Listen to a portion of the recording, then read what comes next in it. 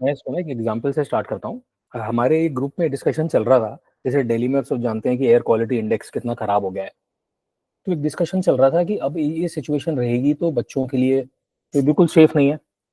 तो एक ये था कि अगले 10 या 20 सालों में हम क्या सिचुएशन देखते हैं, जो एनसीआर नेशनल कैपिटल रीजन है उसकी क्या सिचुएशन होगी, क्या ये जैसे पिछले कुछ सालों में ये खराब ही होती जा रही है। पहले तो कभी ऐसा नहीं होता था कि दिवाली के आसपास इतना बुरा टाइम होता हो दिल्ली में। हम तो नॉर्थ इंडिया में ही रहे हैं, लेकिन अब होता जा रहा है। तो हो सकता है अगले 10-15 सालों में और वर्सन हो जाए। तो एक फ्यूचरिस्टिक व्यू बनाना बनता है कि आगे 10-15-20 सालों में क्या सिचुएशन होगी, और उस हिसाब से क्या एनसीआर एक अच्छा एरिया है रहने के लिए, या फिर कहीं और जो माइग्रेट कर सकते हैं वो कहीं और माइग्रेट करें। क्योंकि हवा पानी ये बेसिक चीजें हैं, और अगर ये सही नहीं होंगी तो फिर इसका बच्चों की सेहत पे, हमारा तो हम लोग तो बड़े हो गए, जो भी है वो होना था वो अब तो हो चुका है। लेकिन बच्चों के लिए ये बहुत 50 एलर्जीज और दुनिया भर की बीमारियां चालू हो जाएंगी, लंग कैपेसिटी कम हो जाएगी। तो ये एक डिस्कशन चल रहा था। तो उससे एक्चुअली ये थॉट तो मुझे बहुत पहले से भी आ चुका था, बट मैंने खाली एक हुक बनाने के लिए इससे स्टार्ट किया है कि ऐसी सिचुएशन में दो ऑप्शंस होते हैं लोगों के पास। एक तो ये है कि वो आपस में डिबेट करते रहें या आर्ग्यूमेंट करते रहें, और ये डिबेट और आर्ग्यूमेंट अक्सर होता रहता है, चाहे फेस टू फेस हो, चाहे शाम को लोग मिलते हैं तब, स्पेशली रिटायर्ड लोग मिलते हैं तब, या व्हाट्सएप ग्रुप्स में या सोशल मीडिया में। तो एक ऑप्शन है अपने पास कि हम किसी भी टॉपिक के ऊपर, चाहे वो, ये तो बड़ा स्पेसिफिक टॉपिक हो गया, इस पे शायद इतने आर्ग्यूमेंट ना होते हो, बट स्टॉक मार्केट को लेकर के अभी ट्रम्प आया है तो उसका क्या असर होगा, इंडिया क्या डेवलप्ड कंट्री बनेगा कि नहीं बनेगा, बहुत सारी चीजों के ऊपर डिबेट और आर्ग्यूमेंट होते होंगे। मैं इसमें सिर्फ एक पॉइंट बताना चाहता हूँ कि डिबेट और आर्ग्यूमेंट से इस कॉन्टेक्स्ट में कोई फायदा नहीं है। फायदा किसमें है कि आपने अगर एक व्यू बनाया है, पहली बात तो ये कि आप डिबेट तब करोगे जब आपका अपना व्यू बना हुआ है।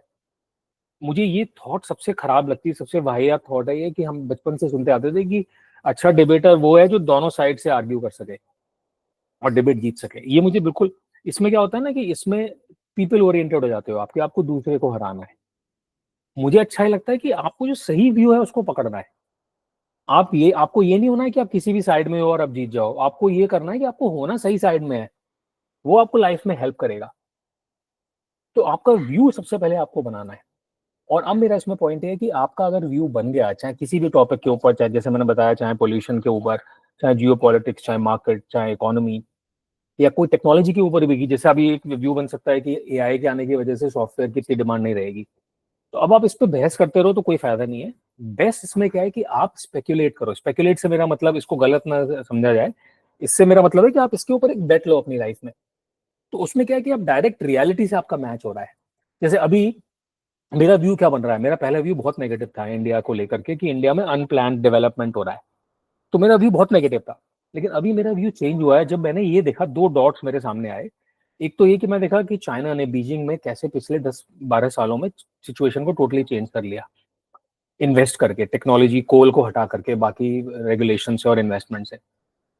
और उससे पहले का एक बहुत इंपॉर्टेंट डॉट, जो एक्चुअली जो पुराने लोगों ने जो ब्रिटेन के वीडियोस देखे होंगे पुराने इंडस्ट्रियल रेवोल्यूशन के टाइम में, 1870 के बाद या 1930 से पहले तक के, वहां पर ब्रिटेन बहुत ही गंदा दिखता था। पूरे मतलब जो स्काईज दिखते थे वहां पर, वो जो मिल्स होती हैं उनकी चिमनियों में से धुआं निकल रहा है, रोड्स पे कोल हर जगह, बहुत ही गंदा लगता था। तो फिर मैंने इस चीज को थोड़ा रिसर्च किया और मैंने ये पाया कि एक्चुअली इंडीड इंडस्ट्रियल रेवोल्यूशन के टाइम में जब कोल ज्यादा यूज हो रहा था इंडस्ट्रीज में, तो वहां की एयर क्वालिटी इंडेक्स बहुत खराब हो गई थी, बहुत ज्यादा खराब, जैसे कि अभी इस समय दिल्ली की चल रही होगी। लेकिन आज की डेट में जाके देखो तो उन डेवलप कंट्रीज में लगता ही नहीं है कि यहाँ कभी पोल्यूशन रहा होगा। कितनी स्वच्छ पानी तक जो उससे आता है, वॉशरूम का भी जो पानी होता है वो तक ड्रिंकेबल होता है, और हवा कितनी प्योर होती है। तो इस डॉट से मुझे जो एक व्यू बना, मैं अपना व्यू चेंज किया है, मेरा ये व्यू बना कि 15-20 सालों में दिल्ली की सिचुएशन ड्रास्टिकली बेटर हो जाएगी। ये मेरा व्यू बना है। अब इस पे पॉइंट ये नहीं है बहस का कि ये व्यू सही है या गलत है। मेरा पॉइंट इस वीडियो में ये है पोस्ट करने का कि आपका अगर व्यू बन गया तो आप लोगों से बहस करते रहोगे तो उससे कोई फायदा नहीं होने वाला आपकी लाइफ में। आपको लाइफ में फायदा तब होगा जब आप व्यू व्यू के बेसिस पे कोई बेट लो, कोई डिसीजन लो।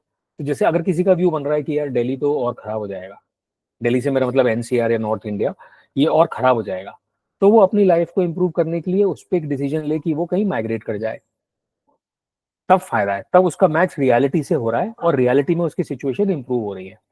मेरा व्यू बन रहा है कि 15-20 सालों में सिचुएशन बेटर हो जाएगी, जैसे बीजिंग में हुई, जैसे लंदन में हुई। तो मुझे लगता है कि ये एक अच्छी अपॉर्चुनिटी यहीं पे बना रहने के लिए। इनफैक्ट जब भी पोल्यूशन पीक पे पहुंचेगा तो रियल एस्टेट की वैल्यू क्रैश भी कर सकती है। एनसीआर में लोग छोड़ के भाग रहे होंगे, जैसे बैंगलोर में इस समय हो रहा है। उस टाइम पे एक कॉन्ट्रेरियन अप्रोच वॉरेन बफे की तरह लगाई जा सकती है कि उस टाइम पे आप प्रॉपर्टी में इन्वेस्ट कर दो। तो मैं स्पेसिफिक टॉपिक पे नहीं हूँ पोल्यूशन वाले, मैं एक थॉट यहाँ पर दे रहा हूँ कि हमने बिकॉज ऑफ एकेडमिक सेटअप या बचपन से हमको बताया जाता है आर्ग्यू करो, डिबेट करो, don't lose your ground, take a stand. एक ये फिलॉसफी चलती है, टेक अ स्टैंड। चाहे आपको मोदी जी की अच्छाई करनी है या बुराई करनी है, आम आदमी पार्टी की, टेक अ स्टैंड। ये मैंने काफी लोगों में देखा, टेक अ स्टैंड।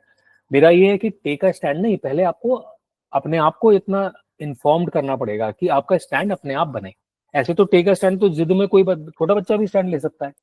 एक 10 साल का बच्चा भी स्टैंड ले सकता है कि मुझे तो ये अच्छा लगता है कि मोदी जी सबसे खराब है, I will take a stand. तो पॉइंट ये नहीं है। तो मैंने इसमें सिर्फ 2-3 पॉइंट्स मैंने एक्चुअली इसमें बता दिए। एक तो मैंने ये बता दिया कि डिबेटिंग को लेकर के कि दोनों साइड से आर्ग्यू करना बेकार है।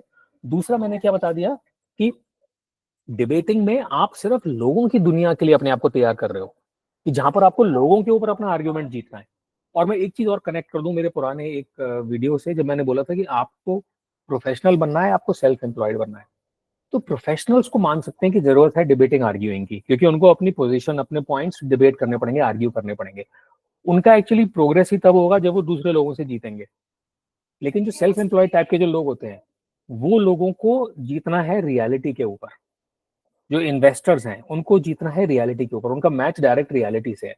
तो उनको और लोगों को अगर उन्हें कन्विंस भी, जैसे आप सोचो कि वॉरेन बफे को किसी कंपनी में इन्वेस्ट करना है और उसने अपने सारे लोगों को, जितने भी बोर्ड में हैं, जो उनका जो इन्वेस्टमेंट का बोर्ड है, सबको कन्विंस कर दिया कि नहीं मुझे लगता है कि एप्पल में इन्वेस्ट करना सही है। सब लोगों को एकदम से उसने मतलब बुरी तरह से हरा दिया डिबेट में, आर्ग्यूमेंट में।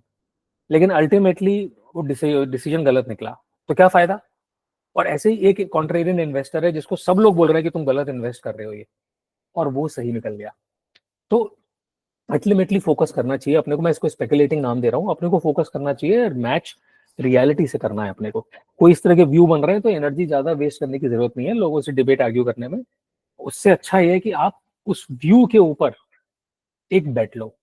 और पहली बात तो कोई भी ऐसा व्यू मत बनाओ जिसमें कि आप कुछ टेस्ट नहीं कर सकते हो जिसको, वरना तो वो थ्योरेटिकल व्यू है। आप कुछ भी डिस्कस कर रहे हो जियो पॉलिटिक्स के ऊपर, गोल्ड के ऊपर, किसी भी चीज के ऊपर, जब तक अपना पैसा नहीं लगाओगे, जब तक उसको आर्टिकुलेट नहीं करोगे एक बेट में, एक स्पेक्युलेटिव बेट में, उसको एक्सप्रेस नहीं करोगे, और आपने अगर ये करना सीख लिया और धीरे धीरे आपको फीडबैक मिलेगा, और अगर आप रीजनेबल पैसा लगा रहे हो, ऐसे नहीं कि बहुत सारा पैसा लगा दिया, तो मुझे लगता है 10-15 साल में तो इतना स्ट्रॉन्ग कॉन्फिडेंस हो जाएगा अपने ऊपर। बस एक फाइनल पॉइंट और मैं बोल दूं कि डिबेटिंग आर्ग्यूमेंटेशन की जो वैल्यू होती है, कई बार उससे डिस्कस करने से अपनी थॉट क्लियर हो जाती है, अपना आर्टिकुलेशन और अपनी थॉट क्लियर हो जाती है। तो मेरा पॉइंट बस ये है कि इसमें ओवर एम्फेसाइज नहीं करना है। Thank you.